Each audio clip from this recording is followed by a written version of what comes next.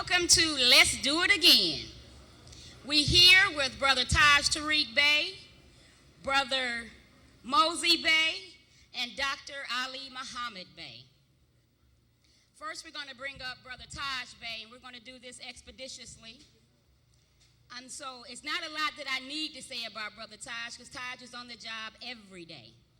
Wherever he travels, wherever we go, everybody knows Taj Tarik Bey, and they know him because he's doing his job. The Holy Quran says, to teach men to be pure in heart, you yourself must be pure in heart. And I cannot think of a better example than Brother Taj Tarik Bey. Islam? Islamos. I know we had some issues with UCCs, contracts, etc. So we're going to run on some things real quick, and we're going to run some consciousness. It's a good thing that we have Brother Abdullah Iltali Mosi Bey here today, and Dr. Muhammad. You're going to get a lot of knowledge and information that you need. Remember this, Noble Ali said, study, study, study. And when you would have studied well, study yourselves. One of the problems that we're having is that a lot of infiltrators came into the movement in the 20s and were suppressing information. They also got rid of Noble Ali's national paper, which was supposed to inform you. So wherever there's a Moorish Science Temple, you're supposed to have a newspaper and you're supposed to have a school to take your children to, but they stole the money. So you must understand what to measure this thing by so that you don't get confused, because you see a lot of confusion. When you go to a temple, your child is supposed to be at a school there, and then there's supposed to be a businessman's league, and you're supposed to learn business, industry, etc., relations with other nations, etc., and those things necessary to make you better citizens of the world, not just here on your land. And I want to say this about the Uniform Commercial Codes. The Roman Catholic Church, the U.S. democracy corporations, slaveholders, and the international bankers together adjusted fundamental rules of trade and commerce into the Uniform Commercial Codes to hide a debt that they created. And then trying to say that you owe the debt, and then they want you to make a contract to expunge the alleged debt, which would then therefore have them a present case contract by which to come at you later. So be careful with the UCCs. Study well. Whenever you're studying UCCs, remember this. Ultimately, they'll say to you, oh yeah, naturalize. But that's for an alien being adopted into a political order and given clothed with the rights and privileges of citizenship, clothed with it. Nationalization is where a legitimate nation reclaims its own. This is why Noble Ali nationalized you. Now, understand this. Any contract that you may have or that you may have made allegedly or otherwise, whether it's linear, implied, etc., is in its nature void if it's missing the essence of honor, if it's vague in any form, if one of the party members is a minority, a minor, an infant, operating not with free will, if it has no substance, and if you're not a real signator to it. So when the Europeans be telling these people that your mother sold you with a birth certificate and a driver's license, a marriage license, Social Security, and thereby bound you to a debt that he created, that is called, in law, void ab initio. All right? Write that down. Keep this in mind. If a debt exists, if an obligation exists, then a contract must exist. Do you understand? Now let's back up and let's get real. Most of you have been studying So we don't have to beat the horse. Islam is I, self, law, and master. That's an acronym.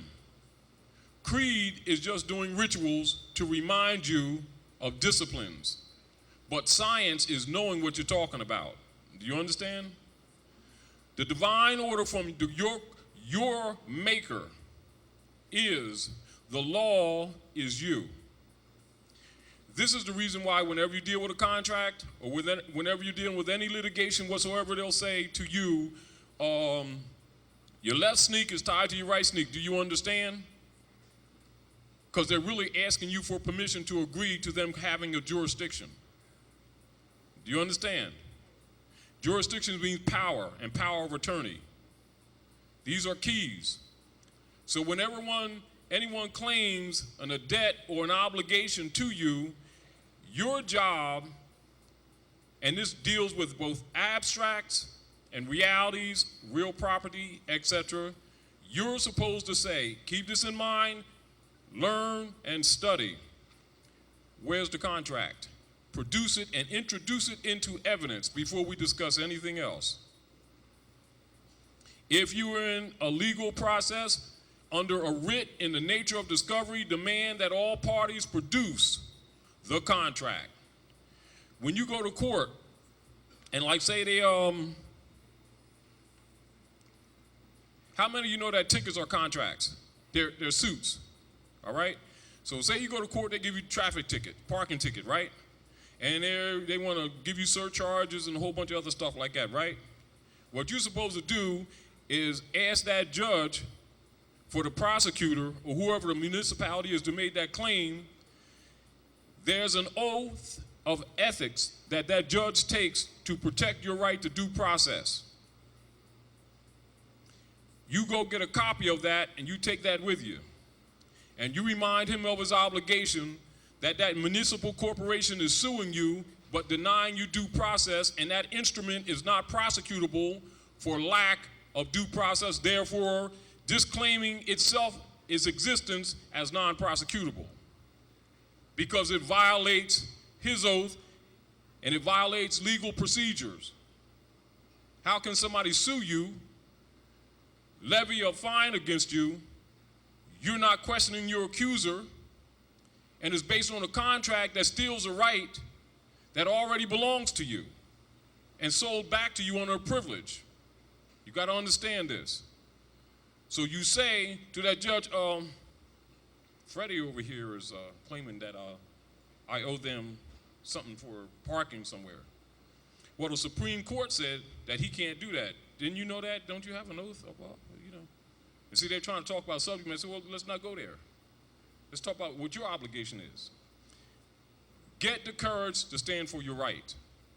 Because for an obligation to exist, a contract must exist. Because that's what makes the law. Because the law begins with you. You are the law. That's divine and is inalienable. That is related to the birthright that Noble Drew Ali talks to you about. But you need to learn what it really means politically also, so it can function. What good is it to give you information that you can't go someplace and function with? You don't need to be here to feel good. We have issues, real issues. You need things that work. Knowledge works. Emotions does not. It just gets the psychiatrist paid and sell some aspirins for somebody. Our people are destroyed for lack of knowledge, and we have to come into this new age. Aquarius is here, Uranus is at work, and Saturn is too, so you may as well get used to it because everything else is going out the door. Whether you liked it or not, it's irrelevant. This is the time that the Nazarene told you about. It's new era times. It's time that Drew Ali told you about. New era time. The people coming into conscious now is coming with their eyes open. So all the leaders ain't going to keep getting away with fooling them no more and living off them either. And just like the Nazarene went and turned over the table, the money of the money changers, the table, and he was only 12 years old, guess what? It's being done again, so you can chalk that stuff up.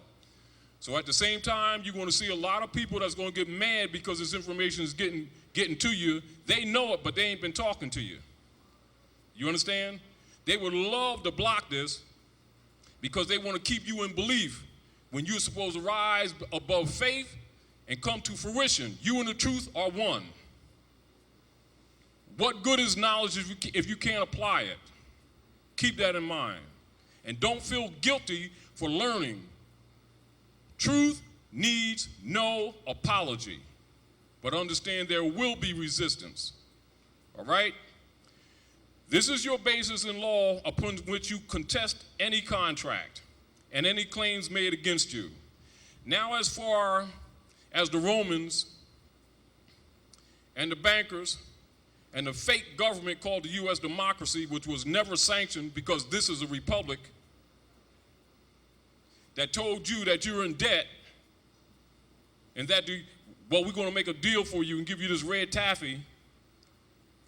So if you do so, UCC liens, and then if we come at you, just give us a bond, accept it for value. What they're trying to do is get you to make a contract where none exists.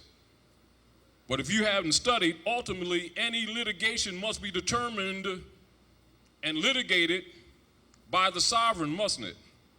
Mustn't it? If I have a claim and you have a claim, the argument is who has the superior claim. Am I correct? Now, ultimately, it must be settled by a sovereign delegated authority. Am I correct? All right? So if you make a claim and claim to be a surety holder of anything, sooner or later, somebody's going to challenge you on it. Now, since we're under occupation, and we have foreigner Europeans claiming to be Americans who they are not, who got you fooled thinking you're suffering from prejudice when you're suffering from birthright theft, and you got a bunch of leaders who work for federal and central that keep pumping this civil rights crap at you, which is a fraud, which was struck down by the Supreme Court in 1883, 1886 as unconstitutional, has nothing to do with the reality of your condition that kept you spinning your wheels, though. Do you understand? You got to wake up. We're only here to help. We're not your resolution. We deal with knowledge. We don't deal with emotions. We don't care what your beliefs are. That's personal, like your underwear with the airplanes on it. Keep your pants up. We want to solve problems. We're your brothers. You're our brothers and sisters. We come as equals. Ain't no big I's and no little U's. You are our keepers, and we're your keepers. We got some problems to solve, and the first thing we got to do is rise above emotionalism and rise above opportunism.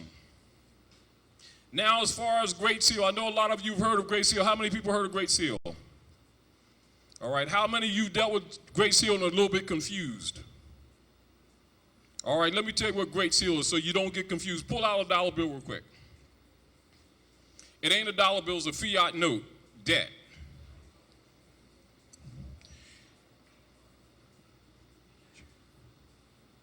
We'll be getting together in the future with Brother Ron March to do a trip to Alexandria, Virginia, to show some of those who are willing to go some of your history that people from around the world come to see while our people are on the street selling drugs to each other trying to go back to Africa. No, just tell this is like it is. And understand the same problems they have there, we got here in Detroit. Another issue with the bankers taking the property of all these people. You know why they're taking the property of all these people? Because these people won't claim their birthright and then claim the land and throw them suckers out.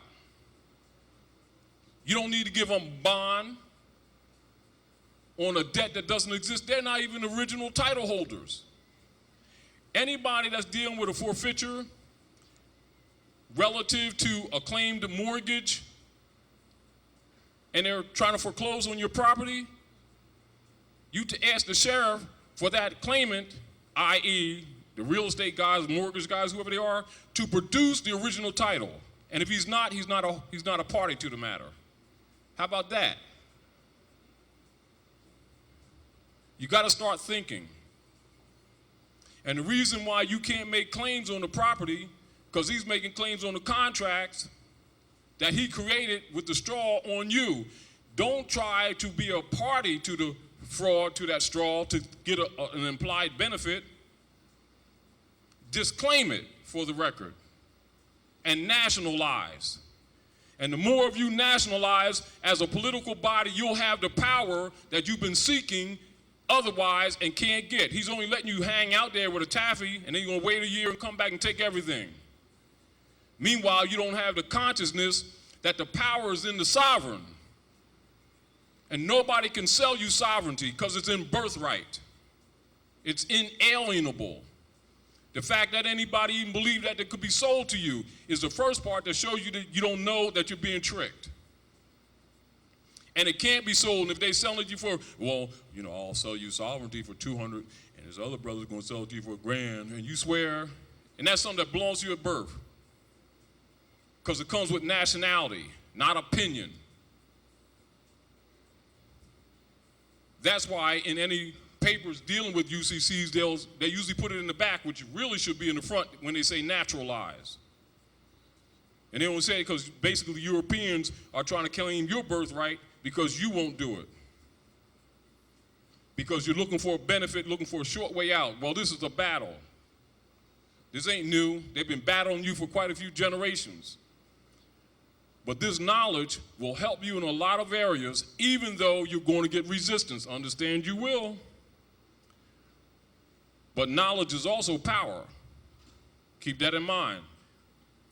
And keep in mind that our people have been going to and fro the earth, helping these Romans to devour nations.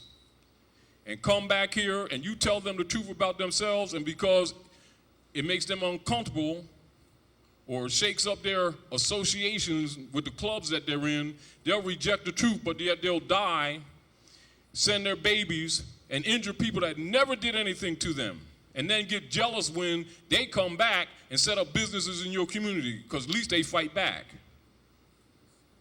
We need to stop being hypocrites too. Also, I want to make some points on contracts. Who knows what a contract is? Real quick. That's not enough. Yes. Now on that dollar bill, look on that dollar bill real quick. This is a lesson we gave before, but I'm going to give it again. Take that dollar bill, look underneath the two seals on the back. The first seal under that Great Pyramid says the Great Seal, doesn't it? And then under the other seal it says of the United States, doesn't it? So now, since most of us are grown, let's deal with children, since we don't have children here. A child learns in 3rd grade, of is a preposition. That's the part of speech it is, isn't that correct? Which means that's a substantive connection, isn't it? So how many people handle that every day and never recognize that this government is operating under 2 national seals that are blended into one? A child can see it. Of shows you the connection. Now you take that Great Pyramid, I'm going to ask you a question. Is that Rome? Is that Great Pyramid Rome? Are you Roman? Who murdered the prophets? Oh, what do you think your problem is now? You think your problem is racism?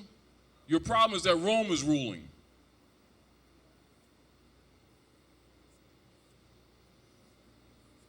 And you've been calling it something else because you've been following leaders who've been working for Rome. That's why you don't have no money. Because they came here to steal the gold. At what point did you forget that?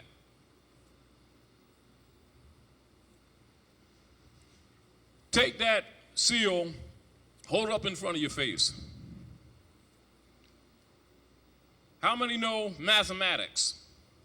Physics, I know you do. Just general, algebra, etc. Know how the sun rises. You know how the Bible says, I leave these signs for you, the sun, the moon, and stars. If the sun is shining in the east, it casts a shadow in the west. Am I correct? Do you notice how it casts a shadow on that pyramid and you see a shadow on the other side? Huh? What do you notice about that shadow that defies the law of physics? Say it again. It continues underneath the pyramid. which means it's sitting over the sand, not on it. But that's symbolic. And then there's an acacia bush right at the corner. Now you notice an eye on that pyramid, right? Now I want you to look over the head of that bird, which is really a doctored up phoenix bird, but they'll have it like an eagle. Now notice the stars that's above his head. It's in the form of Hex Alpha. Hex Alpha is what you call Solomon's shield, or the Star of Dawood, or some say the Star of David. It's Dawood. That's the emblem of the ancient Moabite Moorish nation, and that seal is the government. The bird come out because you fell. We sanctioned the United States Republic, not some democracy, to stop the endless wars between the Christians and the Muslims. They took over the government, put you in slavery. That's how you became in darkness, black people. Masonry, Eastern Star, Knights Templars, Union Guard, Kyklos, who are the grand protectors of the Christian creed, who you know as Ku Klux Klan, Skull and Bones, all of them know that except you. That's why in secret they wear our fez. So they took your crown and gave you spookisms. And you believe them. That's why you're in the shape you're in. And when I say you, that means us. We're talking plurally. This is your government. This is your land. Don't claim it, Illuminati's claiming it. And that's what your problem is. So they're telling you that you owe them, and the truth is they owe you. But if you believe them and they can trick you into making new contracts with them where a contract really didn't exist, or that any contracts that actually exist are void ab initio already because they violated all the treaties and they violated the Constitution. And that's what you should be charging them with, and not trying to become a beneficiary of the fraud, because there's only a red taffy and they're going to come and get you later. So I suggest to you, you better understand what government is and what contracts are, and you better nationalize for your own good. And don't do it because I said so. You better study and understand exactly what it means, because the world is changing so fast and you're going to find yourself in big doo-doo. And it's the truth. And we have to not let people fool our people about what this is. It ain't about what you believe. It's going to be about what you know. For real. And they're not playing, so we can't play anymore. We don't have a lot of time to play. So it's not about your emotions, not about how you feel or anything else like that. Now, take that seal with the eye. Masonically, if you hear a Mason talk about that great seal, you'll hear this phrase. This is the code word. I've been to the mountaintop. That's it. If you hear a Mason say that, that's what he's talking about. And the Romans will kill you if you're a Mason and you tell that truth. Why? Because it's freeing these people. You understand? But they don't understand government because we've been held out of principles of civilization for so long. And you're not going to get back in it with emotionalism. You're going to have to study. That's why Noble Drew Ali said every temple must have a school. So you go to Moorish Science Temple, and there should be a school next door for the children. If it ain't, then you better start charging these leadership to do what they're supposed to do. And Noble Drew Ali said the half has not been told. If I told you everything, you would go back to sleep. So that means they ain't going to give you all you need either. So don't let them lie to you and make them think that they're giving you everything they need. So I'm telling you just like it is. And you better get real. And he also said to you, be careful, Moors, because some of your own people is going to try to put you back in slavery. So don't just think that's because somebody got a little consciousness that therefore they're qualified or that they're honorable. And also Noble Drew Ali, when they tried to set him up in 1928, he wrote a letter, a series of letters, when he was in captivity, appealing to the few faithful Moors, and he demanded that that letter, Noble Drew Ali, demanded that that letter should be read at the opening of every meeting. For some convenient reason, it seems to be missing from the documents. I got it, and we published it. That's to let you know that Noble Drew Ali criticized the traders who came into the temples. So that's for them who keep on trying to block this information. So y'all got that too. We're gonna make sure you get that too, so you know what's up. You understand? So don't think that the European is your only enemy. You got overseers all around you. But see, if you have knowledge, you can disseminate who's who. You understand what I'm saying? Not with emotion, not with who you like, not how they dress, with knowledge. Knowledge alone. And for others, because I know a lot of you do research, go research the federal papers when they did the infiltration, and it might give you some names. So I'm just dropping this because I recognize that a lot of you people keep on trying to block information from you because you're waking up, like the sister said. See, and like Ron said on the radio, on the TV and the radio, people are waking up so fast, everybody's getting nervous. That's why they're also doing a lot of oppression in a lot of ways. Do you understand? That don't make sense. And people sitting around, that ain't due process. How come they doing it? This is unfair.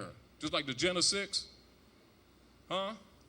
Well, let me tell you, what you need to do is look at the territory with the Gen 6 and think about the Treaty of Kent during that period of time and that area. That's what you really need to look at. They're trying to reaffirm their false claim of authority. So what they're doing to them is only symbolic. They're not really important. It has to do with all of you.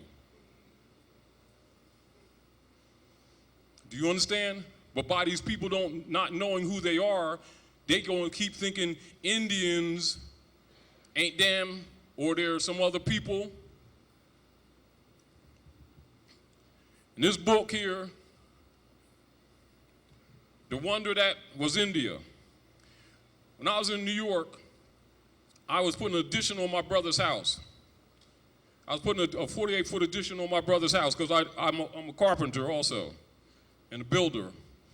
And there was a professor that lived around the corner from Hindustan. His name was Raj, and his wife's name Ela. She's a world-known artist. And they seen some of the work I did around my brother's house, and they asked me would I redo their kitchen and redo the garage for Ela because she's an artist. So I went around there, did some work for him, hooked him up. And he asked me how come my name was Bey and my brother's name was Cook. And I said, because I'm national,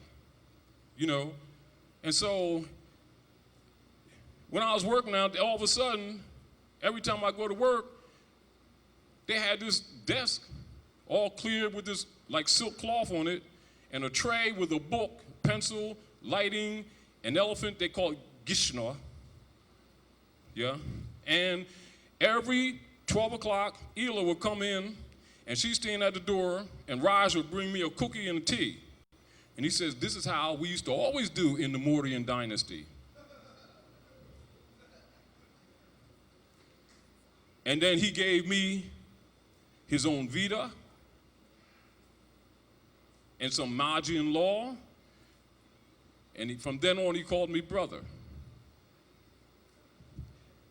And that is one of the books that I just happened to find when I was traveling the other day, which was one of the books in his library that he would put on the table all the time. And that's about the Mauryan dynasty, the Nanda dynasty, and the Gupta dynasty that deals with that metaphysical culture that you call yoga, which is really Moorish science, and everybody in the world knows it except you. And the grand sheiks keep hiding it from you, because most of them is agents. Yet Noble Drew Ali said, study. How come they ain't giving it to you? Because you won't buy their lunch. That's why they won't give it to you. They want to keep you dumb. Keep this in mind. I'm being blunt, because I'm not playing. Because I didn't come up here to get you emotional. I do what I do because I don't want my babies to follow in the crap that I went through. And I'm not playing. I'm not interested in no titles. You understand what I'm saying to you? And you're not going to have no rally and be free. please. Knowledge is what's going to set you free. Truth is what's going to set you free. And all that other stuff, you can forget it. Truth here is the same truth as in China. You understand? So the same truth that Al-Qosa say, same truth Noble Drew Ali say. Same truth that Nazarenes say, same truth Noble Drew Ali say. You understand? The same truth that the Brahmins say, same truth Noble Drew Ali say. It didn't change and it didn't pass away. You was played. That's all. That's all. The word don't change. You've been tricked, you've been had. That's why we, unlike everybody else, catch super hell. Some of you say, give me some fire, at least it'll be better than this. So I want you to understand that the Romans, yes, they may have you under contract, but their contract is void. It's a fraud. So don't get tricked into making a contract to try to buy yourself out of a contract that is void ab initio in the first place. Because they want you to produce a contract whereas they had none. Do you understand? And most of you aren't skilled enough to know law and commerce to take a few sections of the sections of the Uniform Commercial Codes and be safe when you get out on that desert with them. The other point that I want to tell you, how many of you who's dealt with them got your account and can leave here and go to that account and tap it and bring something back? If you can't, you better start thinking. Now I want to say this, and I'm not going to hold up because we got the brother's on. He's over there smoking right now. If you smell smoke, it ain't incense. He's thinking. Sister got good food over there so we can think better. They got literature over here because man eats not by bread alone. But on a serious note, on a real serious note, for all the finances that we spend, we're not as poor as we think we are. Now, I was in Philadelphia. They have a radio station, Cody Bryant, and WURD Word, and it's popular in Philly, and it's on the internet and stuff like that. And you had all these businessmen in our community, so-called Asiatics, like to be black and whatever they are this week, light-skinned black people and orange-skinned purple people, and looking for respect around the world. So they're going to go to the Koreans who are in general control of the so-called black hair business to the tune of $9 billion a year. That's just the hair, that ain't the products. That's not the peripheral products, that's just the hair. $9 billion a year. So they're doing their usually black rally stuff. We're gonna get together, going down to the Koreans because they're in our community taking our business and stuff like that. And business people, sophisticated guys, preachers, and all the so-called activists. Gonna make them feel guilty and give us a piece of the action. Well, anyway, they talked about it for a while on WURD. Every couple hours they have a new host. And the topic was so strong that it kept carrying on to the next host. Oh, they got this thing together. You understand what I'm saying? So they went down and met with the Koreans and the export importers. So they're going to get, a piece of the action of the so-called black hair business in the so-called black community. But when they met with the Koreans, they were very cordial. However, they had documents ready for them and gave us an economic, not us, because I wasn't with them, because I wasn't playing the game, but gave them a dossier on what they spent in our so-called black community in 1 year just with our churches that never put nothing back in it. $62 billion of only the immediate Monday morning recordings. It says, we take care of business. We don't put our church out here on the highway. We're only serving you because you don't serve yourself. You want to build churches and clubs. That's your business. Don't come to try to take our business because we're taking care of business. They call them racist and all that kind of stuff. Do you understand? Rather than us study and apply intelligent business, take care of all the aspects in our own community, we want to condemn others as if they're taking something from us when we misplace our own funds. And then they started that guilt trip on him, and he said, you all know that Jesus was a Jew, so why are you making us feel guilty? No one's telling us we're hypocrites on to boot. Now, anybody that dealt with WRD, that dealt with the internet, you can get that interchange. I don't think they put that part on there, though. But I'm just saying that because we really need to start thinking about ourselves and not being so self-righteous and thinking that the Creator only made us and didn't make anybody else, and that somebody's obligated to us and that we're so poor. We choose to do what we want to do with our finances. We're the ones that choose not to build anything for our children and waiting for somebody to do some program all the time. But we build all these big edifices that do nothing.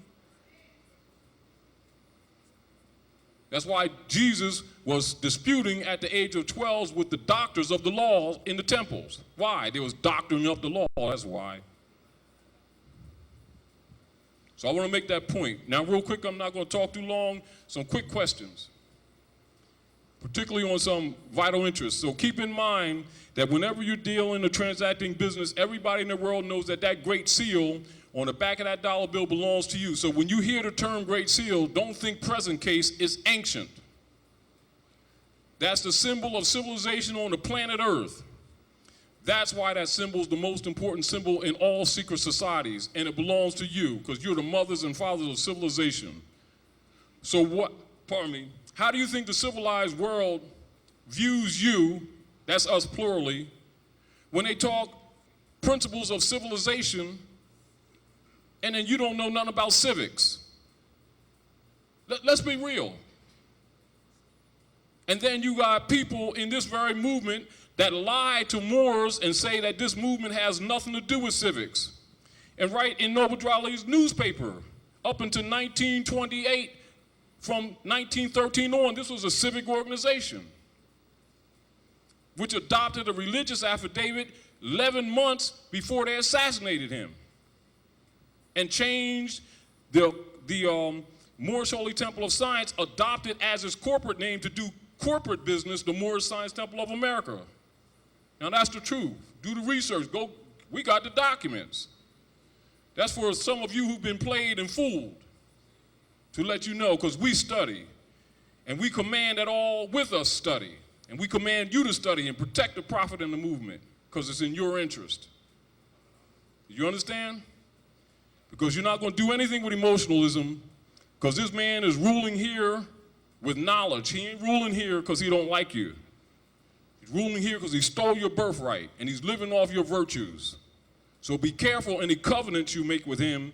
Don't make a pact with the devil and don't know what you just did. So my warning to you, the greatest thing that happened with us as a people with the Uniform Commercial Code's exposure is it starts teaching you what a contract is, which you didn't know that it is. However, be careful when you contract. Don't go contracting and then say, oh, I gotta find somebody to study with. See, because once you put out an instrument, you're challenging the jurisdiction of the colonial powers. And when you think about that, then walk the streets and look at Detroit and look at all these beautiful empty buildings and think about all the brothers and sisters that are either on the street or living someplace else. Some had to leave the city. Well, do you think they ain't gonna reclaim this? They're getting you out of the way because big things are planned. However, you are the indigenous people, but not recognizing that you have no political power. Ultimately, only the sovereign has the power. So now they're offering you to sell you sovereignty with the package when you're already the sovereign. You just sleep. So why don't you wake up and nationalize your land? And you don't have to make any contracts. You get the thieves off your land. Do you understand where I'm coming from? And I'm not saying to you don't use certain remedies now, but be careful. Meanwhile, you got leeches in between of your own. And keep this in mind. For those who may have gotten some information on Great Seal and may have some misgivings, any documents that came from Great Seal that you done paid $200, $300, $400, $500, $600 for, somebody played you. Because each piece of paper was supposed to cost the cost that it takes to print it. So if you had 7 documents, there's 21 notes. If it costs $3 to do it at Kiko's. And if anybody took anything else from you, you got played. I'm the Emir of Great Seal, so I'm telling you. Just because I don't use the title, I am the Emir of Great Seal. And I'm one of the major structures of those documents 20 years ago. Do you understand? Others got them and have been misusing them. The only reason those documents exist, and they are legal notices, it was to counter the insurgents that came into this movement that was blocking you from getting your nationality. That's all they existed for. No other purpose. Not for the benefit or the profit of any individual. And there's bylaws that go with it for checks and balances in accord with the law. Do you understand? And in accord with Noble Drew Ali's demand to the Moorish Americans to enforce the Constitution of the United States of America, and I can prove it, documented in that warning. That's what Great Seal is. It is active Moors versus passive Moors. That's all. Not better, not greater. But anybody who's Great Seal is a student and a scholar already. And if they got them documents and they haven't studied, then they're misrepresenting Great Seal. I'm just telling you that so you'll understand. Do you understand? All right? So if any of you got caught in that cycle where you're running all over the place and spending hundreds of dollars, well, they ain't dollars, but notes for those documents, you're being played. And anybody that needs them, you're supposed to be able to have them right here in Detroit. Do you understand what I'm saying to you? All right.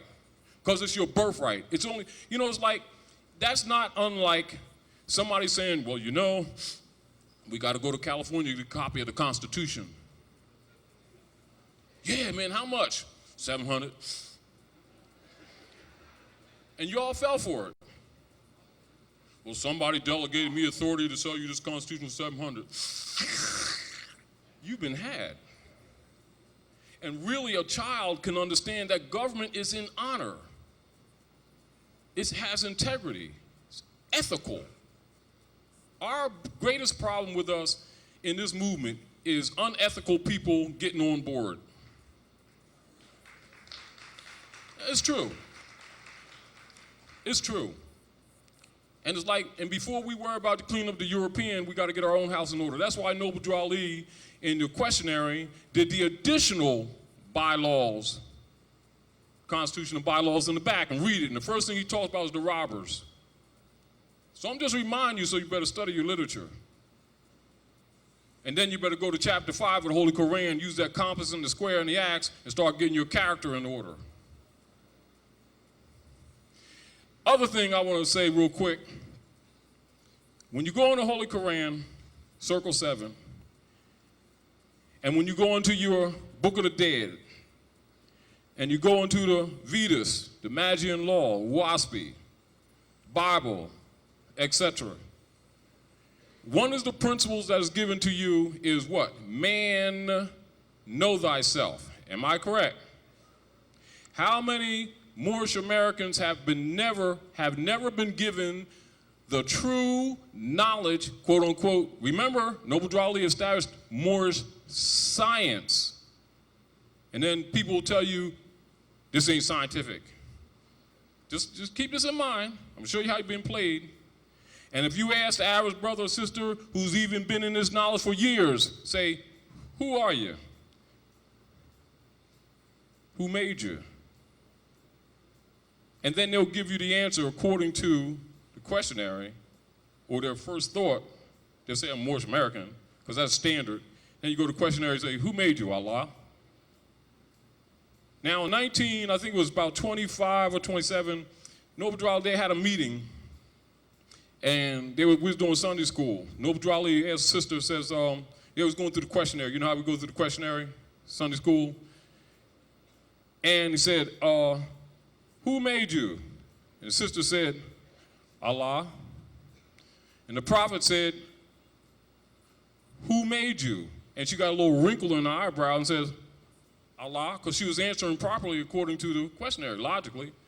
And the prophet said, I know, I wrote it, but I'm asking you, who made you? Keep that in mind and apply that to every one of those questions.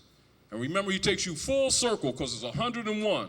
So 100 questions, 100%, 100% is 360 degrees. Then took you around the wheel and started you again on the next cycle, and you're in that cycle now. So you ain't gonna deal with no emotions now. Right now, you better get your skates on. And better have Teflon wheels, because we're gonna take you faster than that. Because as soon as you catch up with this, we're gonna hit you with something else, take you to another degree. And that's for real, so get used to it. You ain't heard nothing yet. But you're gonna need it because they're on you and they're gonna start starving you too. And I guarantee you, when they start starving these people, and they're going to do it,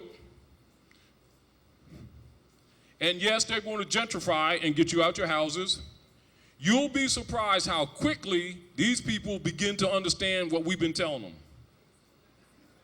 That don't quite get it right now. We don't quite understand. Pain is a great teacher. Great teacher. Islam, hit it, brother.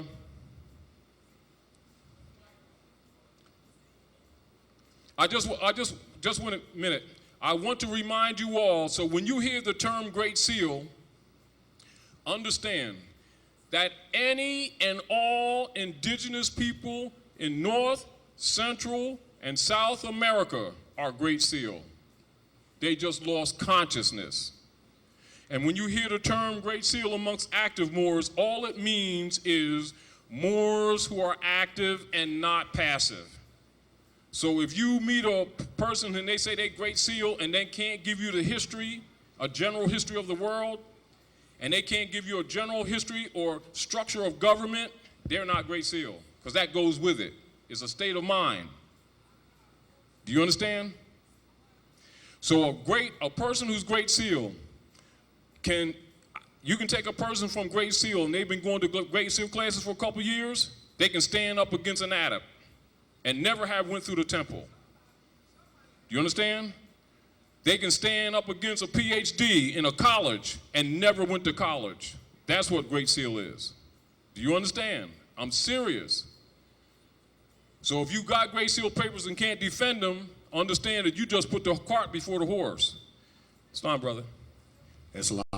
All those who wish to ask questions at this time, you may form a single file line. All those who would wish to ask questions, form a single file line, please.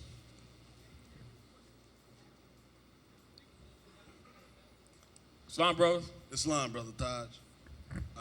My question is, how do you start this process that you're talking about? Nationalizing. Now let me, and I'm going to hit on this because this is very, very important. This is the reason why you must study. Do you know what nationalize is? See, we say nationalize, right? Yes, sir. But most people don't even know what it is. That's the first point. We say birthright, right?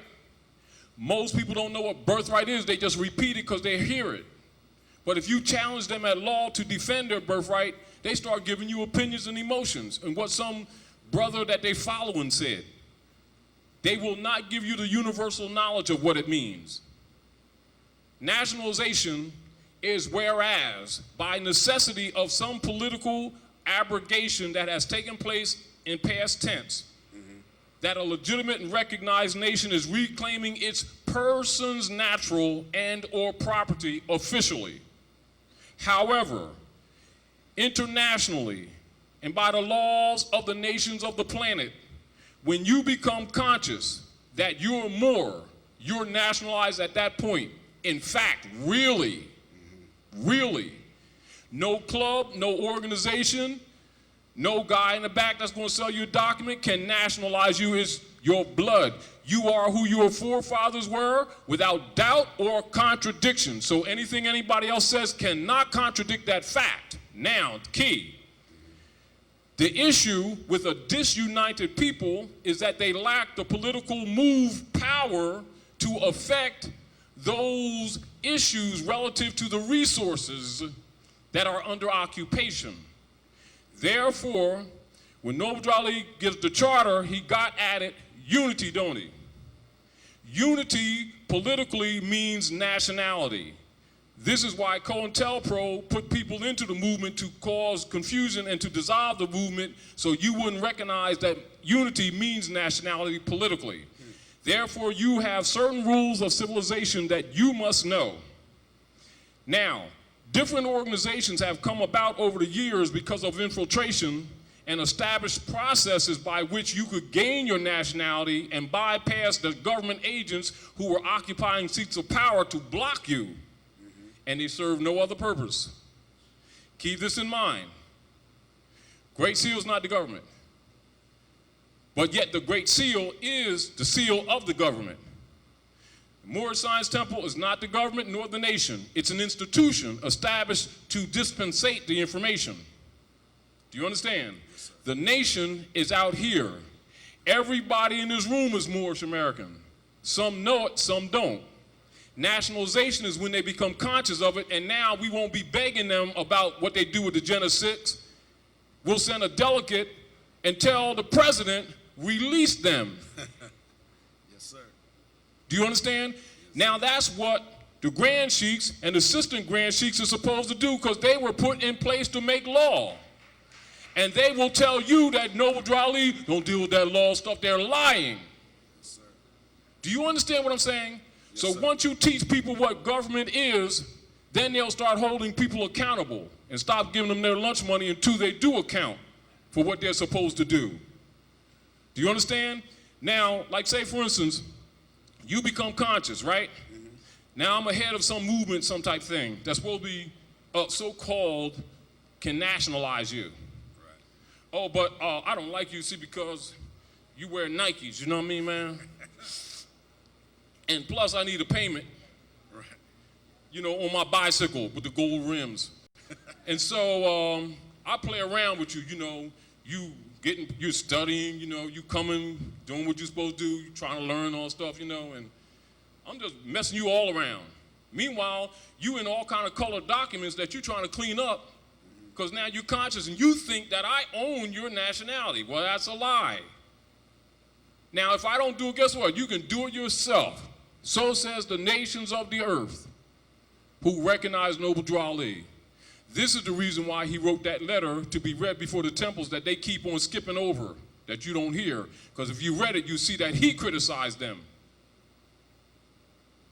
And they ran him out of his own temple in Newark, New Jersey with knife point. And they're going to tell you what the prophet said. See, but nobody don't want to talk about that. Right. But I'm a soldier. Yes, sir. I'm married to the cause and not to the club. Do you understand? All right, brother. First of all, thanks for coming here. Right on, family.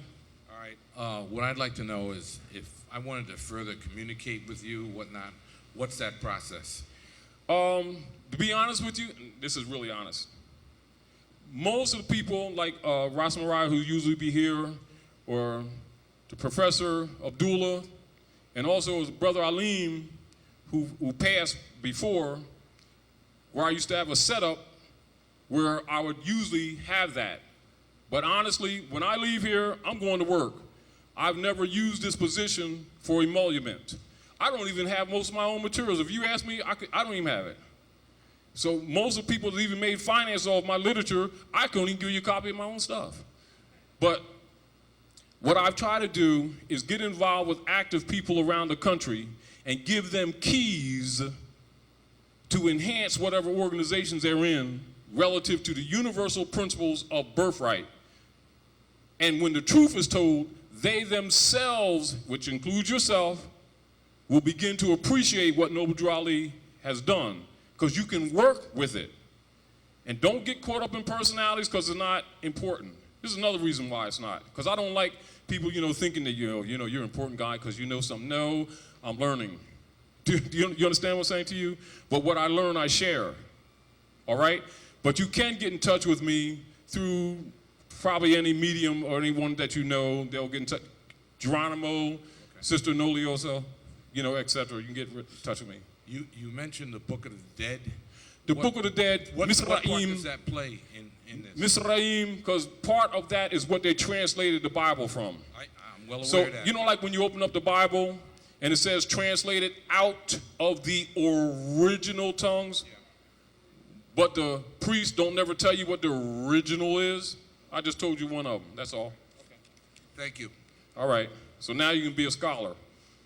Free that fast, ain't cost you nothing either, and you got to pay for no degrees. Islam Queen. Islam, I have a question now.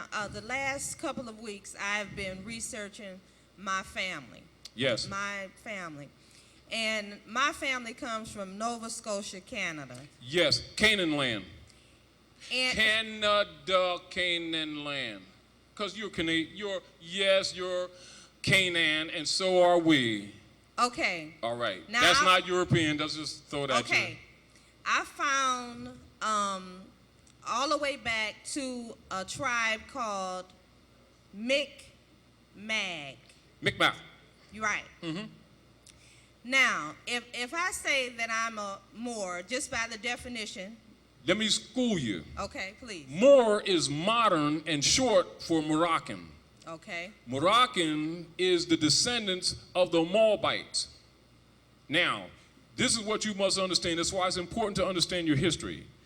The Moabite nation and the Moorish nation are the same nation.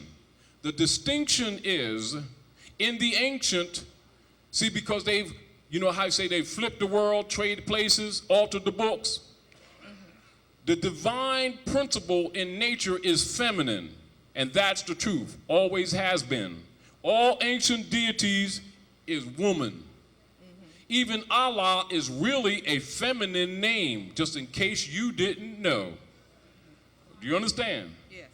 The Moabite nation, mothers and fathers of civilization, was ruled by women. Over 46,000 years ago, when it was transferred to her sons, which is when you gave us our crown, which is a womb, that's what this is. Do you understand? And so we are sons of God, and you God. And that's the real truth. We occupied the planet. When you fell, and that's another history, and the rule was transferred, that's when it started becoming what you call more or less ruled by the sons, and you trained and taught us. That's what a Mason is, Ma's son. Do you understand? Yes. Just tell it like it is. And so the nation that evolved out of the Moabite nation is the Moorish nation. And we're somewhat amalgamated. That's all, mother. Oh, that's it. Okay.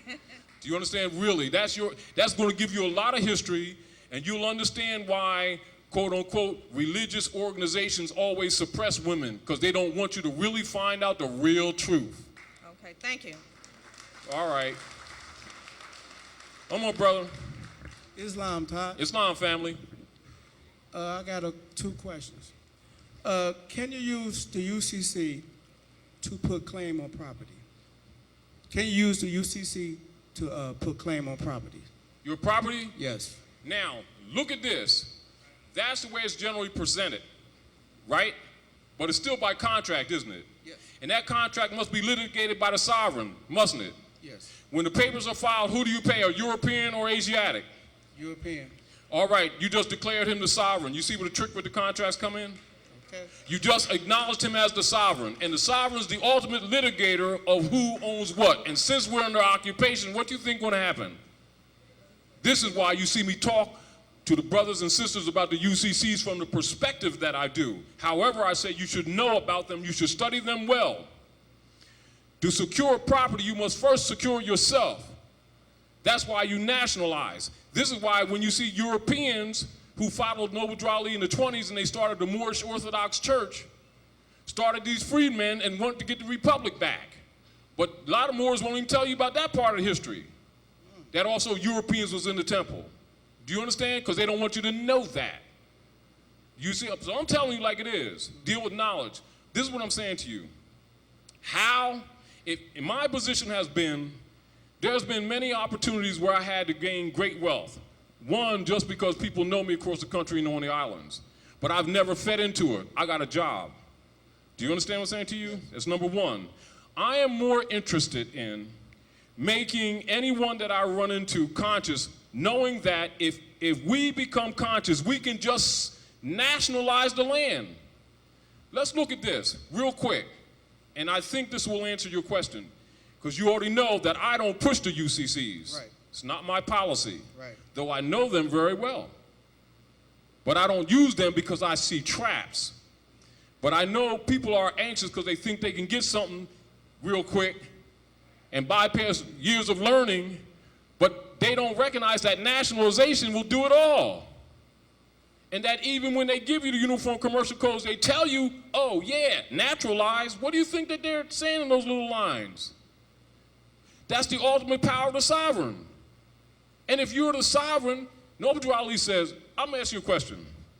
Where's the Moroccan Empire? Right here? No, not right here. Where's the Moroccan Empire? Oh, in Morocco. No. Where's the Moroccan Empire? You got documents, you Great Seal. Where's the Moroccan Empire? Right. Northwest Amexem. Where's Northwest Amexem? What is it called in all secret societies and in Great Seal? The North Gate. You see what our problem is? Are you? Yeah, I'm listening. All right, now, the whole principle is that we know that the sovereign is the superior. It is the absolute allodial position that Noble Drew Ali put us in. But we won't respond. We keep trying to look with a contract that the European is giving us on a debt that he already starts off with the code telling you is a fiction. And the straw constructs upon which an obligation is claimed is a straw. And then we make bonds to try to own something. Now we got a contract with him confirming the straw or buying into it. It's an unlawful construct, which is void ab initio, and then seeking a benefit which now takes you out of any. Collectors ain't on their heels if they still got it.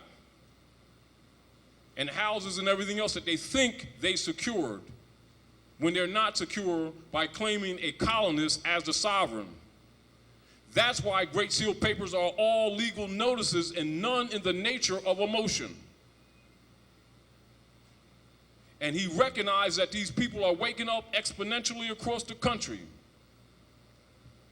And so he's given a taffy for you not to recognize this, that the gold, the silver, and the commerce belongs to the citizens and the citizens alone. Who are you? What's your nationality? Moorish American. All right. You white man? Yes. That's a status, isn't it? Yes. But what happens every time our people give it to him? Then he becomes the white man. That's what our problem is. And then they carry his name, don't they? Yes. That's where the bond is. So anything they buy or sell with the mark or the number of his name, he got bond on it. And no matter what you do in any subordinate contract that you make must be litigated in a court of common sense called common law. Am I correct? Yes, you are. Will they allow them to take place? No. Will they allow common laws to take place? No. Which means they're ignoring even due process procedures. They're only doing it to get people off the mark because they can't even defend the documents when they get them. When the ultimate power is the sovereign, and they're trying to sell you sovereignty. Now, you want to ask that question again? No, I got another one though, real All quick. right, go ahead. You know anything about Frank using the word Frank to mail through the posters? For postage, the word Frank. Frank, Yes. as far as Mailing letters or putting it on an envelope where the stamp goes. You know anything about that? no. Okay. Is well, it in if it's in reference to Frankish? Is that what you're talking about? Yeah, So I you're think talking it about has feudal? something to do with it, but it says that Frank, it's in the black laws, it's in the regular Yes. dictionary, and Oh, it says to All send right. matter All right, through now I the got it. public mail free of postage. Yeah, now I understand. I didn't catch it at first. I thought you were So signifying the Frankish. can that still be done today? It can be, but the problem is a lot of things can be done. The only reason that they can't is because you have colorable people in government. And these people won't nationalize to put them in check. That's all our problem really is. Yeah. It's all our problem really is. You know and I know that the European, when we make an argument, you know this, that they will recognize it, but they won't let it get on the books so that another person can't use it as precedence. And so they think our position ain't working. Do you understand what I'm saying to you? Right. Huh? No different than, I rushed out and, left my shirt that I was wearing with the suit, and I was really whatever. So we ran over the store real quick, me and Geronimo and Noliosa, etc. And so we just went in the back, and everything we bought, they wrote the tax off. You understand? Yes. That's because of our status. Right. I don't need no document for that. That's the consciousness that we need to present to these people. You don't need a document to exercise a right that already belongs to you. This is what a lot of the sellout Moors don't want these Moors to find out, so they can control them. Do you understand? Yes. And so the same thing with all other property. When I go to Home Depot, right now, all right, when I'm at my brother's in New York, I got a suite up there because I redid his house and took one of his garages and made a suite. So when I'm up there, I just stay there and I work. When I'm in Philly, I rent an apartment, right? And then when I'm in Jersey, I got 2 houses with my sisters and their nieces, and I'm there. You understand? When I go to Depot to fix anything, I've just put a kitchen in for my landlord, right? And I'm rebuilding his thing. I made him a bit for his TV. And so we spent about 3,000 notes in material, and we wrote it off. And that's for status, not for any document, not for because I'm a contractor, because it don't apply to me. Do you understand? Yes. This is what nationality does. And it don't cost you to go run over here to Philadelphia to some brother and give him some 700 notes. That's your birthright with your nationality card, but the rotten suckers ain't never told the people how to use it. That's right. Well, I'm going to tell you how to use it. Tell us. And I don't care if they Tell us. don't like me. That's right. Tell us. And to you, huh? Tell us. And it don't cost you nothing. How can I sell to you what Noble Drawley told you belonged to you? Nationality is free. Since when did you get tricked in paying somebody anything for it? Do you understand? That's again. Yes. And if you're in your proper person, whatever is yours. Our problem with our people, they don't know what impropriate persona sui juris is, and they don't know the civil liter mortu status that they're in versus in full life, because they haven't studied. And certain persons made sure they didn't have a school and no bus that they've been collecting funds for also. Come on. Islam. What else, brother? Islam. Islam. So y'all excuse me, I'm passionate about this because it makes me mad every time I go here. Islam, brother. Come to the mic, please.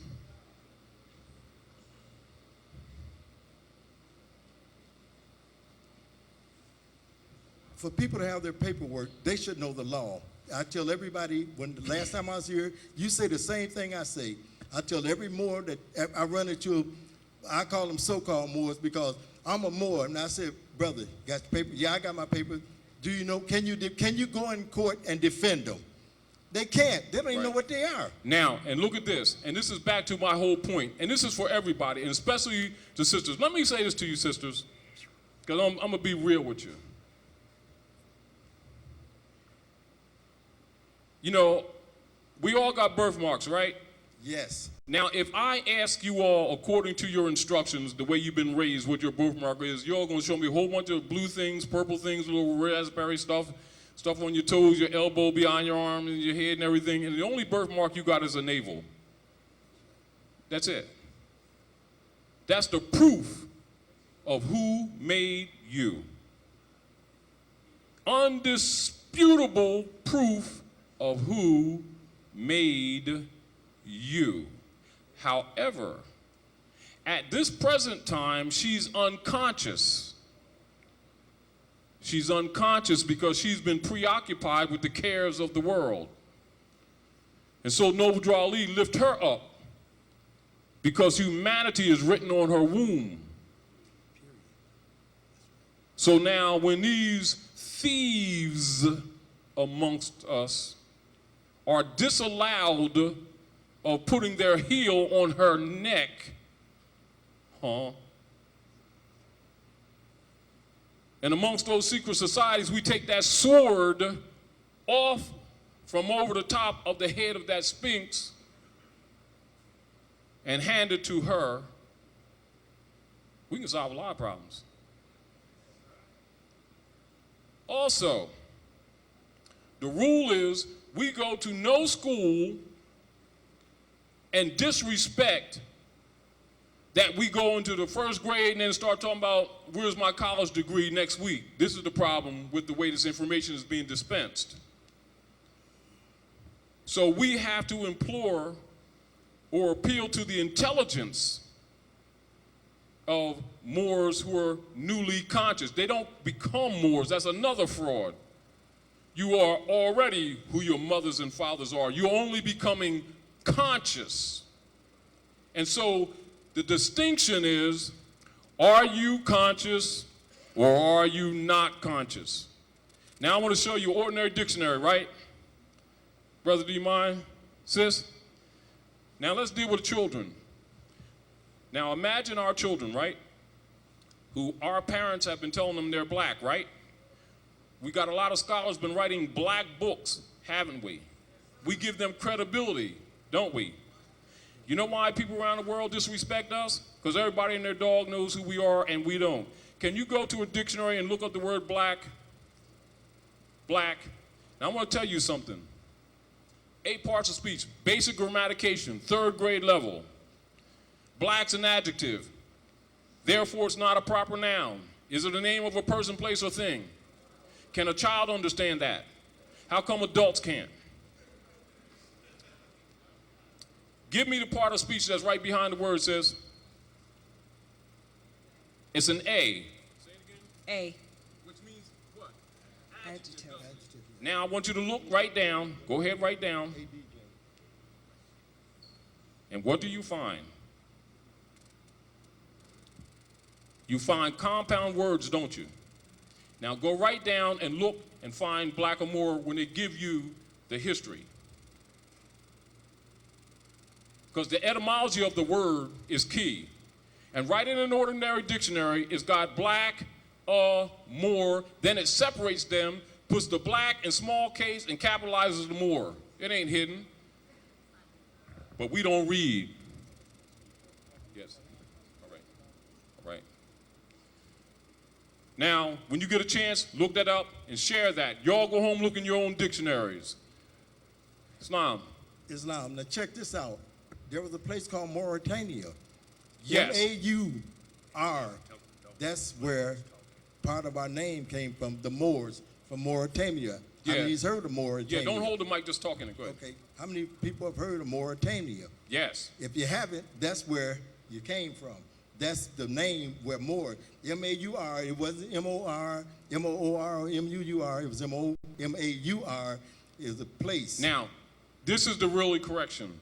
Mauritania is really a section of an area on north coast of Tamari, Algiers, Tunis, etc. But the empire is where you're standing. Over 70,000 years. You've got over 46,000 years of written history that's held by Masonic orders and Skull and Bones right here in North America. And you can go right to the Library of Congress and look in the seal and say Islam. So don't mistake this. Just want you to know that. There ain't no Masonic secrets here because you're home. That's why they can't deport you. That's why they keep building jails, because they can't deport you because you're home. And this ain't India. And we ain't Indians either. Queen. What I wanted to ask is, as we become conscious Yes. that we are Moors, what specific place can you give us to go and start to study? Good question, and I love it. Now, this is the charge to all conscious Moorish Americans. You see the damage that the sellouts did to the temples? They've alienated the people so much that they go there once, and the people are so hostile to them they don't want to go back. That's number one. That's another reason why Great Seal was established as an association. That's also why CM Bey did what he did in the 40s to bypass COINTELPRO agents who was trying to alienate you to make you jump off before you recognize what you really had. Their job is to alienate you. That's why they're hostile. So don't misunderstand. But I'm saying to you, sis, mother, sister, wife, sweet maiden, Noble Drew Ali said, in order to change the people, you must change their literature. I'm gonna give you another rule. You got a lot of people calling themselves sheiks, shakuns, grand this, grand that, poobah, potentate, and a whole bunch of other things, PhD, LLD, doctors of law, etc. This is the rule for all of you, and this is the rule of the world, the rule of the planet. Any scholar who takes on a title and has not produced a piece of literature and put it to the public is not a PhD, is not a sheik. That's a rule.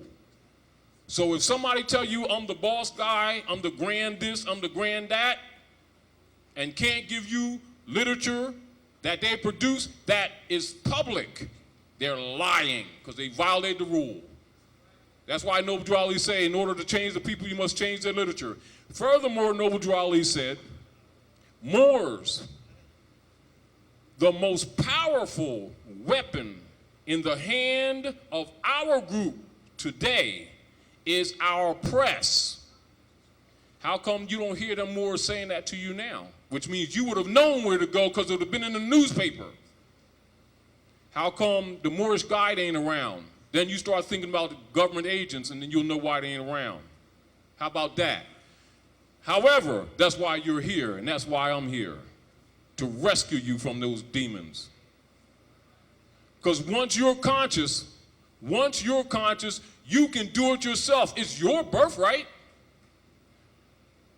On my certificate of divinity, it says the hedges and the highways. It don't say some club and secret club keeping it from you. Chapter 29, the Holy Quran says, "O you son of heaven, who has been raised to sovereign power by your equals," read that Quran. Then they'll tell you that they ain't got nothing to do with sovereignty. Lying again. Chapter 29. So I'm just dropping that at you so you can get wake. But I'm saying to you, study, study, study. And there's enough people now awake. If you go sit at a coffee table with some friends who are awake, go do that until you get organized. Thank you. I have. And the prophet purchased also Quran. said this, Queen. He said, if you're a bunch around a lot of Moors that ain't about nothing, get out from under them and get with somebody who's doing good and help them do some more good. Islam.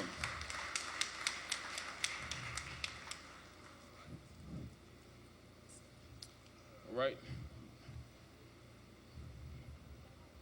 How many minutes? Yes. All right. Anyway, Moors, I have to leave because I got to catch a bus.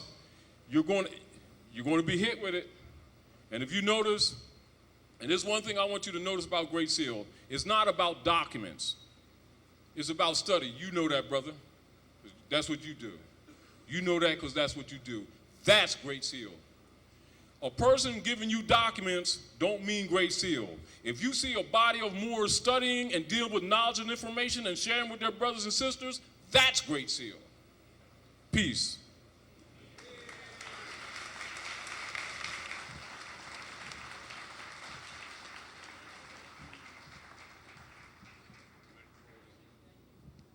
I want us to try to remember our vendors that are here. We have vendors selling a lot of informational books and CDs. We have Sister Motif Naturals selling vegetarian food. We have Brother Minister Malik Shabazz in the back selling food, representing the Black Panther Nation, New Marcus Garvey movement. And we have Brother Antoine in the far corner taking pictures.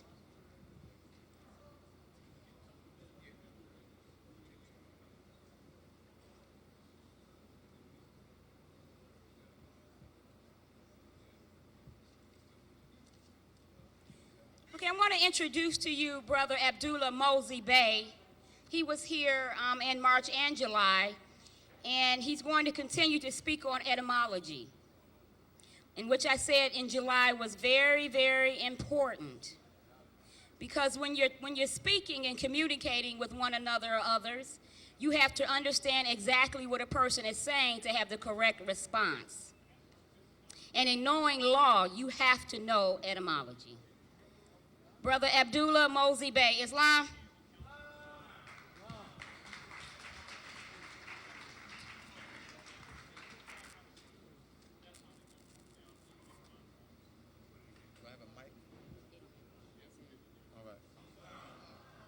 It is great to be back here in the Moorish territory where the private corporation called Detroit operates. You're not in Detroit. As we all know, you're not in Detroit.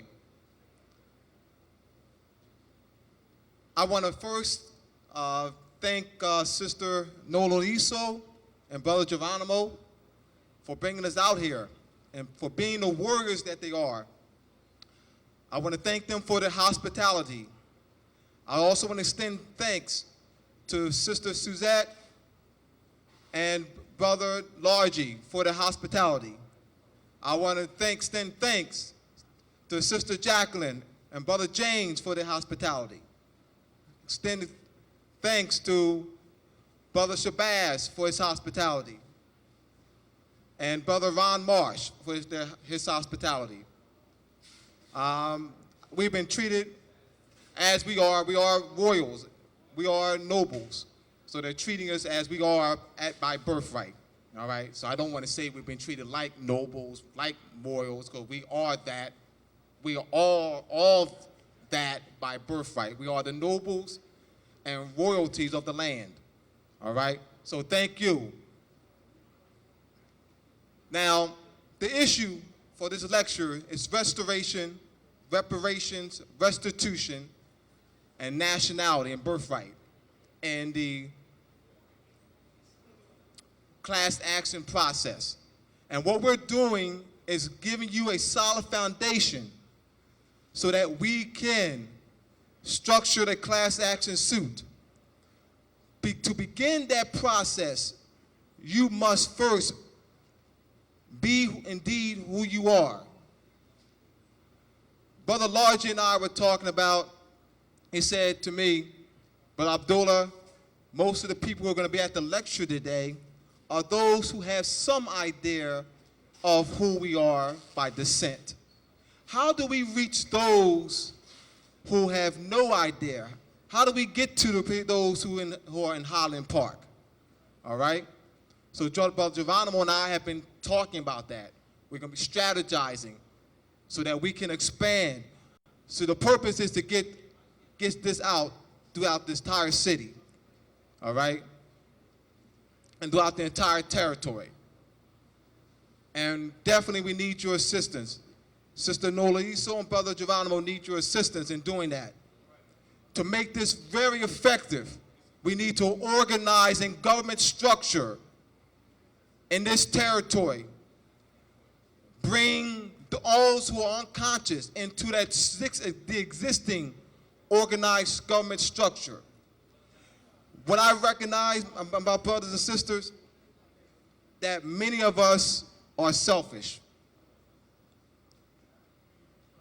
We will do things, all right, for personal benefits, but not be willing to extend ourselves and the knowledge that have been given to us, to our brothers and sisters out there in the general community. So I am encouraging you, and I trust that I will have some effect, some influence on you to do just that. as we came out here, Brother Taj, Brother Ali Muhammad Bey, and myself, we came out here to extend ourselves to you, showing you that an example on what you need to do to your brothers and sisters who are unconscious, to not stay in your houses, to not just be in your closed circles, but to expand this consciousness throughout the entire territory. As we are also connecting with brothers and sisters in the Moorish territory where the private corporation called Chicago operates, where we begin in the private corporation called Cleveland, private corporation called Indiana, so that we can begin to mobilize the entire Midwest by the millions. That's what my mind is. It can be done with proper organization and with the mighty will that we have. It definitely can't be done with a sluggish will. All right? So let's.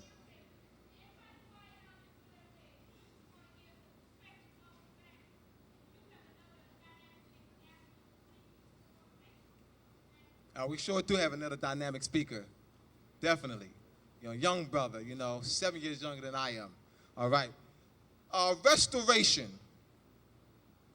means to bring back into existence, to go back to the original state and condition, to bring back into use. The argument of reparations is incomplete for us. Those who are agents of the Europeans push the argument of reparations as a complete argument. It is indeed incomplete. As an example, Europeans have stolen our land, have total control of our resources. The argument of reparations is incomplete because if we argue monetary compensation, and he indeed maintains control of the sovereignty and continues to use color of law and colorable courts to oppress us economically.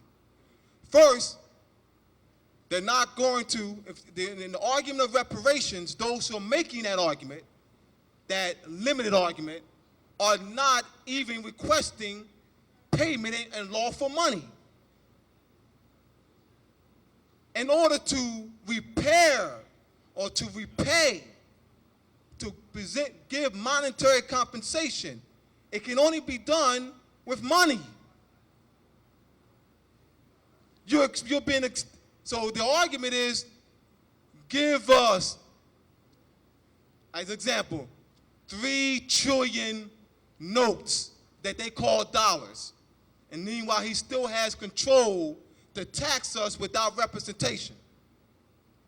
Everything that we'll purchase will be going back to him. So the proper argument, the complete argument for us is restoration. And embodied in the argument of restoration is restitution and reparations. The issue with restoration was addressed in 1864.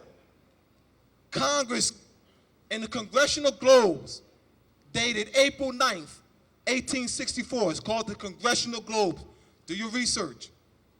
Congress addressed our issue, restoration. The issue of restoration, as addressed in that body document, is lawful status, land rights, and monetary compensation. It's already been addressed. The issue of land rights was set where we're supposed to be placed and set up on our land between the Allegheny Mountains and the Rocky Mountains, the 3630 parallel. It's already been addressed. What Thaddeus Stevens and Charles Sumner, along with Horace Greeley, planted a coup to assassinate Lincoln and were indeed successful, so that this issue of restoration would not be fulfilled. Thought that is Stevens and Charles Sumner, in suppressing the true issue, the complete issue of restoration, they pushed the issue of reparations in 1865. Agents among us who look like us, who are of the same descent as us, who are agents of the European families, who are in bed with the European families, have been selling us out and been pushing the incomplete argument of reparations. It's incomplete. Issue is restoration. All right. The word founder. We have been conditioned and indoctrinated. First, let me address the word education. Education means to lead out. E means out of. D-U-C means to lead.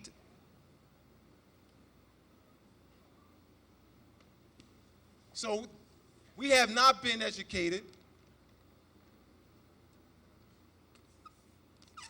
We have indeed been indoctrinated.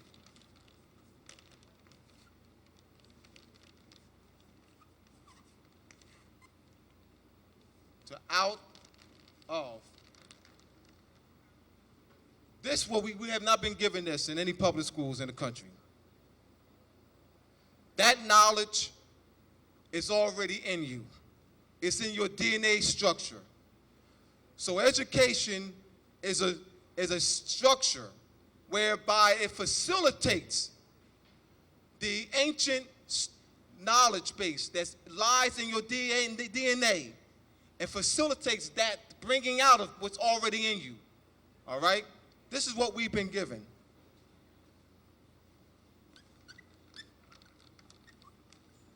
Indoctrination. We've been indoctrinated. And this means doc means teach. Into.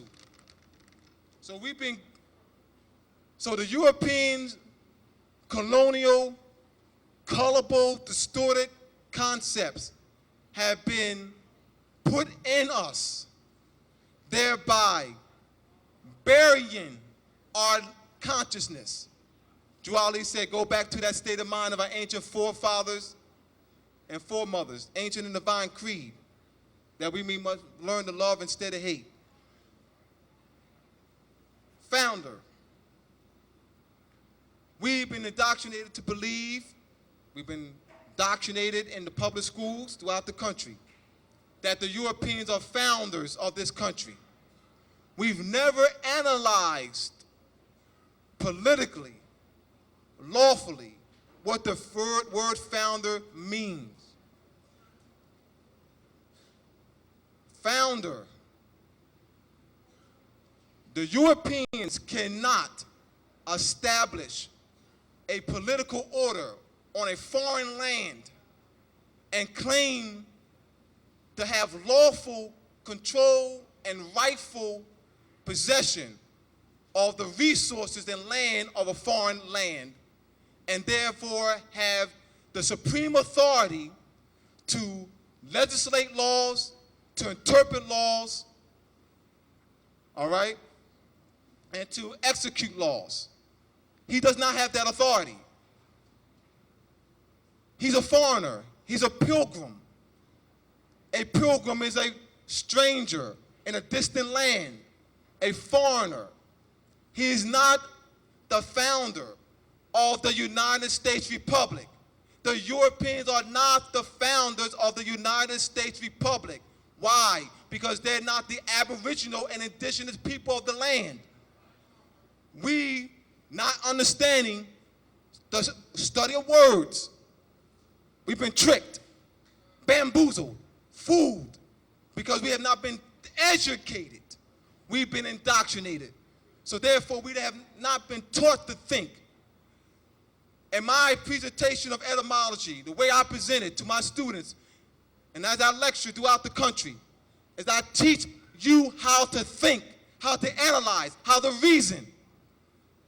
by giving you a system of study whereby you can analyze any words by my teaching you the systems of studying, all right, and teaching you how to read. This is my purpose, and this is what I do.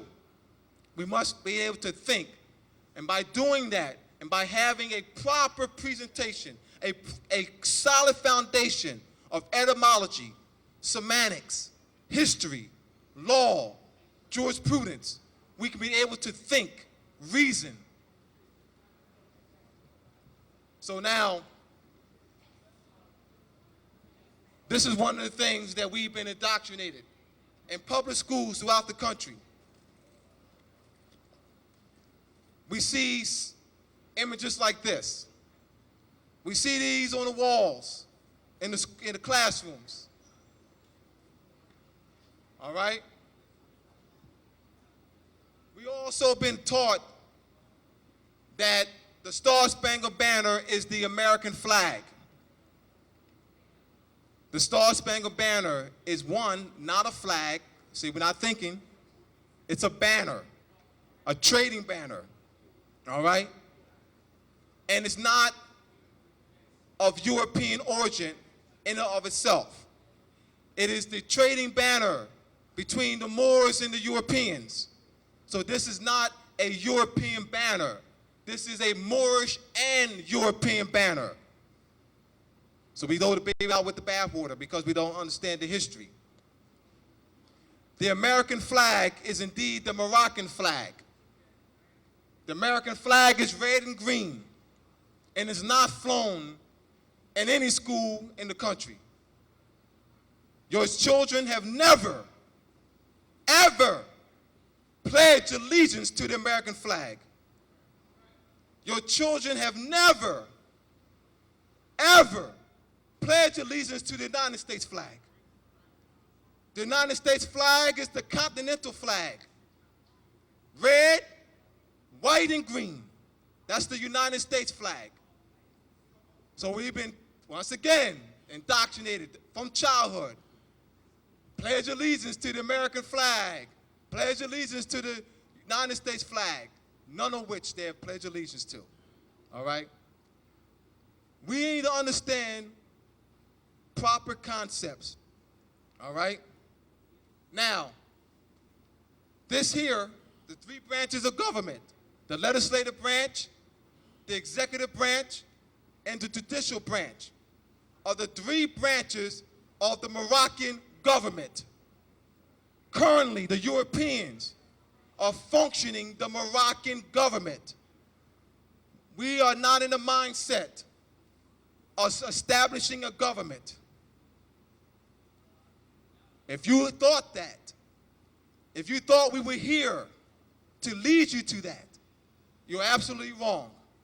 Once again, restoration, to bring back into existence, to bring back into use, to restore to the original condition and state. Jure said, you are part and parcel of this said government and must live the life accordingly. Part and parcel. Part and parcel.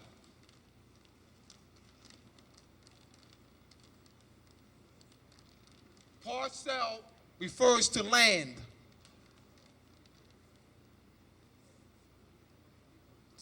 So we are indeed are the sovereigns of the land. We are the sovereigns of the United States Republic. We are the founders. We are indeed the white people, my white brothers and sisters. I am indeed a white supremacist, as I told you in July. And I hope you are a white supremacist. All right? And I say things like that because I want to sort of shock you. All right? Because we have been given negative or distorted connotative meanings, a sense of words and terms, all right? We have been made and indoctrinated to believe that the term white supremacist is evil. So we get scared, or we're uncomfortable, all right? And most of you may have become uncomfortable when I called myself a white supremacist. I understand why. But in order to deal with that uncomfortability, we must teach. As I've been telling my brothers and sisters, and I often get comments, hear distorted comments. Well, we got to teach the people where they are. Well, the people think they're Negro, color, black. All right? And I know some nationalized and conscious Moors who have never taught our people that were Moors. They have rationalized, all right, to continue to doxstate our people that they're black, Negro, color, because, well, they're not there yet. All right? They're not going to understand me. That's the rationalization I've gotten from nationalized and conscious Moors. And they will condemn unconscious Moors. They ain't ready. You know what I mean? They're not moral enough. You know what I mean? They're this, they're that. All right? I've been hearing that for 15 years. And whenever I hear that, I put them to I will challenge anyone who badmouths you, who badmouths our brothers and sisters in Highland Park, who badmouths our sister anywhere in this territory and anywhere throughout the land. Someone was benevolent enough to raise them up, those unconscious and nationalized, self-righteous, arrogant Moors, to raise them up. They have not in turn the favor in raising their other brothers and sisters up, all right? So, whenever you see this, always mentally and instructionally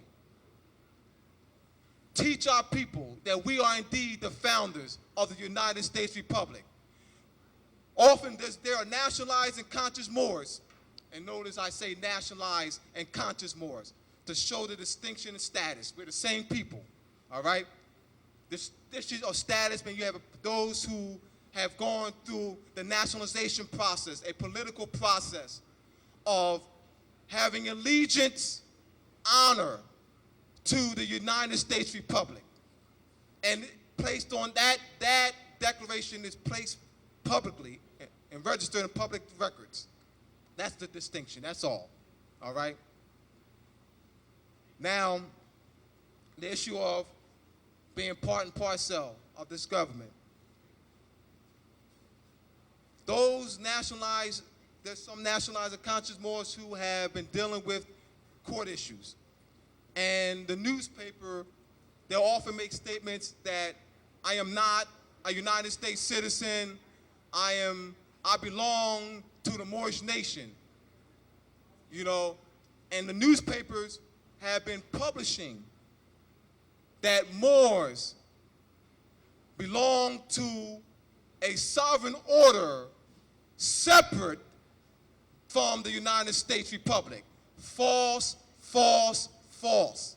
We must be very, very, very clear. And what I'm doing is just expanding on things that Brother Todd said, but I'm going to be more specific because it's very important that we understand this. I do not want you, I desire for you to understand the proper concept, that we are indeed the white people, that we are indeed the founders of the Jure United States Republic. And we don't have an order separate from the United States Republic. We are the founders. What it is that the United States Republic, being a modern political order, evolved out of a more ancient order. Juali asked in the questionnaire, how old is the Moorish flag? It is over 10,000 years old. So there can't be a flag without a government. A flag is the national standard of a government. So our government, the Moroccan government, here on this land is over 10,000 years old, and that Moroccan flag has been flying for over 10,000 years. Now, I'm setting up. In the ancient Arabic order of the nobles of the mystic shrine, and the mystic order of the veiled prophets of the enchanted realm, these are Masonic orders. And in those orders, the Europeans study ancient Moorish system of government. The ancient Arabic order of the mystic shrine has a structure they call the imperial divan.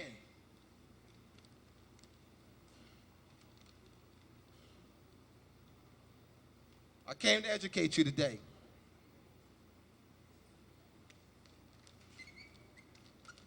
The imperial divan, and this is the name of the structure that's in the ancient Arabic order of the nobles of Mr. Shrine. Now, an imperial, all right, they'll use the term imperial potentate. Sovereign Grand Commander.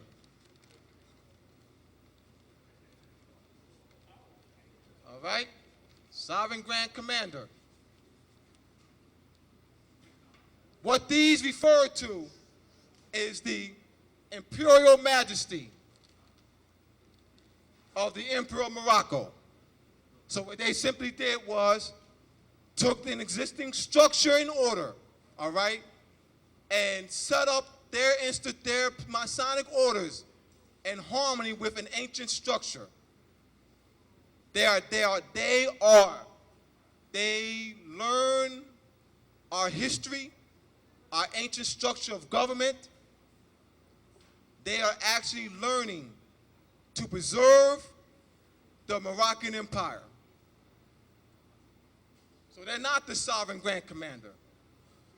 This is a political position referring to the imperial majesty that George Washington wrote on December 1st of 1789. He wrote the imperial majesty, the grand potentate, sovereign grand commander, all right, of the Moroccan Empire, apologizing for not keeping up with regular tax payments, tribute payments, and also apologized for not keeping up with regular correspondence, and thanked the emperor, sovereign grand commander, imperial potentate, for recognizing the European colonies and also extending his protection and honoring the Treaty of Peace and Friendship, 1787. So we must understand that we have a pre-existing political order that's over 10,000 years old, and that the modern political order or sister or extension or evolution of this ancient order is the United States Republic. However, the Europeans are not functioning the United States Republic. The Europeans, George Bush and the gang, have usurped, overthrown the United States Republic. They're in violation, and they've been in violation for generations. George Bush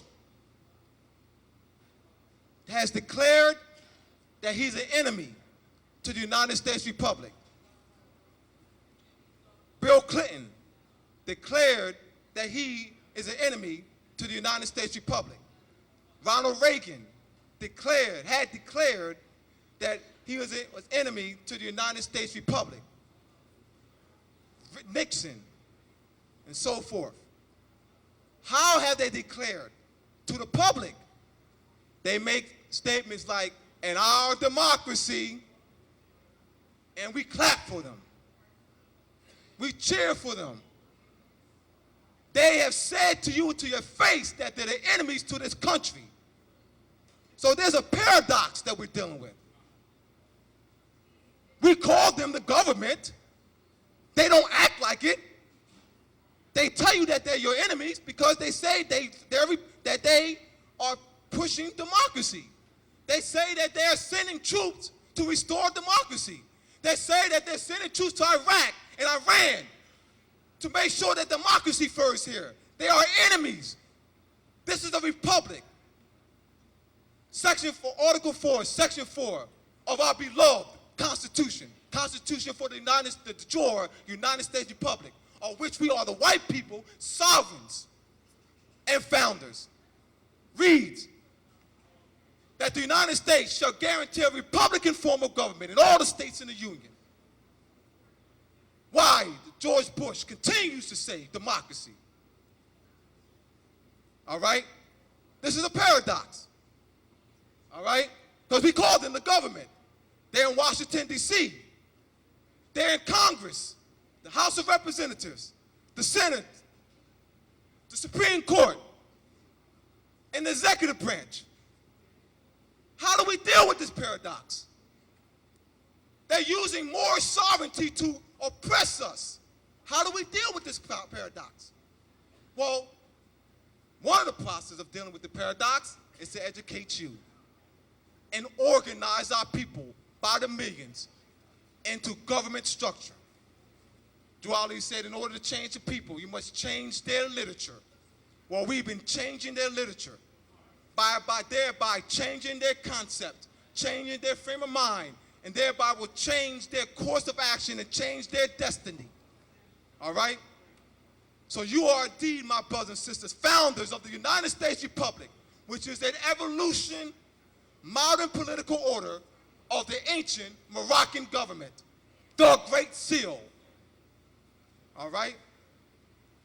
Let's look at some pictures here. These are photos taken, will help me out, brother?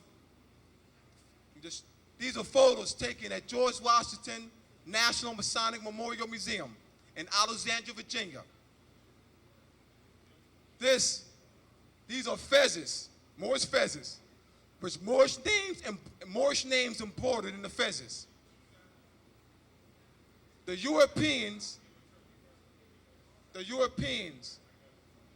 have named their shrines. There's 191 ancient Arabic orders of the nobles and mystics, temples.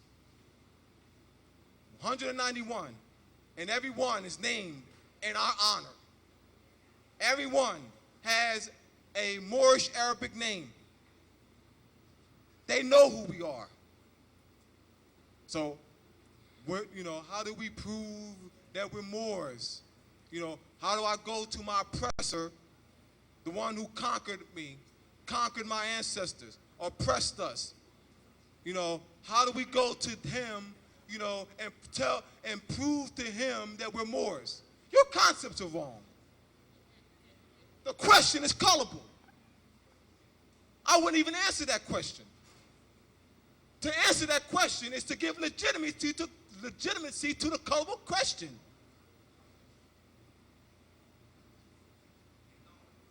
He is a foreigner. He's a pilgrim. That's already documented. He has said he's a pilgrim. He's a foreigner. All right? Show some pictures, brother. All right. This is one of the past leaders of the mystic order of the veiled prophets of the enchanted realm. What's on this fez, brother? What's embroidered on the fez? Muslim. Yeah, man, the Europeans, man, they prejudice. Man, they don't like Muslims. Lie. Lie. Europeans are Muslims, and they study the scientific meaning of Muslim. They know that it's the anatomical structure of the human body. So if I were to teach you what a Muslim is, I would have to bring out a biology book. Your children are taught what a Muslim is. I pretty much think they study biology on some level. Well, they're studying what a Muslim is. The structure of the human form. Europeans are indeed Muslims too. All right? So we got to clear up these terms. By clearing up these terms, we can change our destiny. It's important to understand definition, because definition is the basis of law. If you're not clear on the definition of a word, you are therefore being led into a negative law jurisdiction. And the dictionaries have been given connotative meanings to put us in and to keep us in a negative law jurisdiction. By not having the foundation or the etymological meaning of a word, we therefore don't have the essence and true concepts of the word. So it's very important. There's Nixon, Ford, and FDR, Franklin Delano Roosevelt, were members of the ancient order of the nobles of the mystic shrine. And in this picture, you have a replica of the Shriners Parade. The Shriners Parade is held in the presiding state of what they call in their structure, organizational structure, the imperial potentate. He's not the imperial potentate. Why? Because he's not a white man. He's not the sovereign. I understand that these are not just names of their order. These are duplications of our ancient order. They're learning to be you. They've traded places with us. They're substitute sovereigns. They're not the real. They're substitutes, white men. They're not white men. They're substitutes. All right? Will the real white men stand up? White man means, man does not mean male. Man does not mean male. Man comes from the word Hominidae. Hominidae, human. It's a short for Hominidae. So man, stand up. The first man is woman. Woman is the first man. I don't have to say woman. Man, Hominidae. All right? So that's another man, woman. Man, woman. That's the trick, because we don't know the original words. All right? So, let's show this picture here, brother. Actually, show this one here, these two. Oh, you did those? Well, I want to, yeah, so I can explain. Now, this one here is Islam. That's the name of one of the temples in the mystic order of the Veiled Prophets of the Chanter realm. Then you have El Bey. El Bey is another name of one of the temples. All right? So they know who we are. And I'm presenting this to you so that you can stand firm in your declaration of our nationality and birthright. I'm going to also give you some reference points. In the consolidated treaty series, edited by Clive Perry, C-L-I-V-E, Perry, P-E-R-R-Y, the Consolidated Treaty Series. And in those collection of treaties, Clive Perry presents treaties dating back to the 1630s.